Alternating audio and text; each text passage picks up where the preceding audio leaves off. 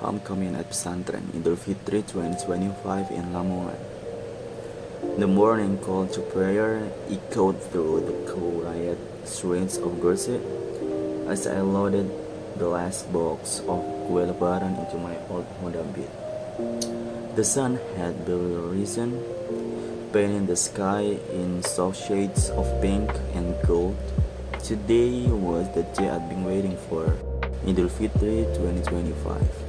And more importantly, the day I would finally see my little sister, Zara, again after a year at Pondok Pesantren Karangasem Lamongan. The journey from Gresik to Lamongan wasn't far, just about an hour's ride. But the weight of anticipation made every minute feel longer. I tightened the strap of my bedding, checked my phone for the 10th time.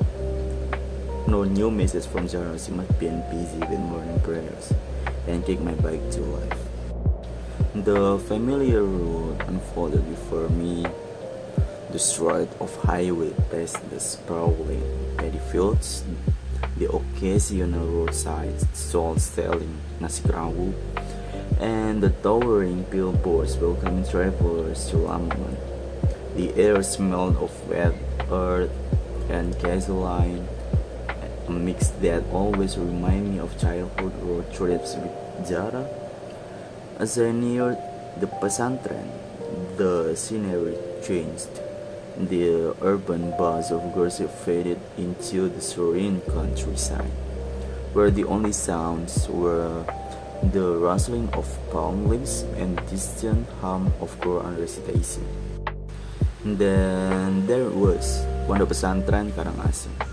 Its modern white gate standing tall against the clear blue sky, unlike the traditional Pesantren I'd imagined. This is one blended Islamic architecture with sleek, contemporary design, solar panels glinted on the rooftops, and digital marquee scroll the message. Selamat Hari Raya Idul Fitri. Mohon maaf lahir dan batin. My heart pounded. The courtyard was alive with families reuniting. Young santriwati in crisp white hijabs and grey tunic uniforms darted between parents, some laughing, others wiping away tears, and I scanned the crowd searching for Zara's familiar face. And then there she was, standing near the most steps, deep in conversation with Mustaja. Her posture straighter than I remember, her expression more composed. But the moment she saw me, her composure shattered. "Kakak!" she screamed, sprinting toward me. I barely had time to brace myself before she crashed into me, her arms locking around my waist. She smelled like lavender soap, and the faintest hint of minyak kayu putih nostalgia hit me like a tidal wave. "You're taller than me now," I laughed, roughing her hijab. She pulled back, eyes glistening. "I miss you so much." Zara dragged me into the Pesantren, chattering non-stop. "This is our dorm, and look, the cafeteria even has salad bar now." I raised an eyebrow. "Salad bar? Since when do you eat vegetable?" She swung my arm. "Ustazah says a healthy body helps the mind focus on worship." We passed classrooms with smart boards, a library filled with Arabic and English books, and a musola with soundproof walls of Quran recitation. This wasn't the strict, austere Pesantren I had feared. It was a place of balance, where tradition met modernity. At noon, the entire Pesantren gathered in the courtyard for a festival meal. Long tables were laden with ketupat, opor ayam, rendang, and sambal Korean ati. Zara piled my plate high. "Eat, Kak, you're skinnier than last year," I smirked.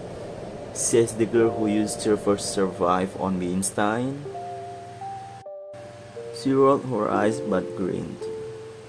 As we ate, she told me about her struggle, homesickness, the difficulty of memorizing Surah Al-Baqarah, The times he got scolded for accidentally using Japanese slang in Arabic class. But I love to hear, she said softly. I feel closer to Allah and the sisters. They're like family now. My chest tightened. My baby sister had grown up. The moment I knew she had changed.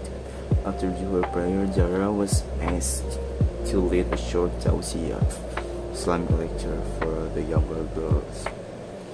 I sat at the back, watching the awe as she spoke about the blessing of patience during Ramadan, her voice steady and her words profound. This wasn't the Zara who used to whine about waking up for soup. This was a young woman of faith. Goodbye for now, the sun dipped low. The announcement came. Visiting hours were over. Zara hugged me tightly. Thank you for coming, Kak. I kissed her forehead. Next Idul Fitri was celebrated at home, okay? She nodded, tears in her eyes. Promise? Promise. As I walked away, I turned back one last time. Zara stood at the gate, waving, her white hijab fluttering in the wind. She wasn't just merely a sister anymore. She was a warrior of faith. I couldn't be prouder.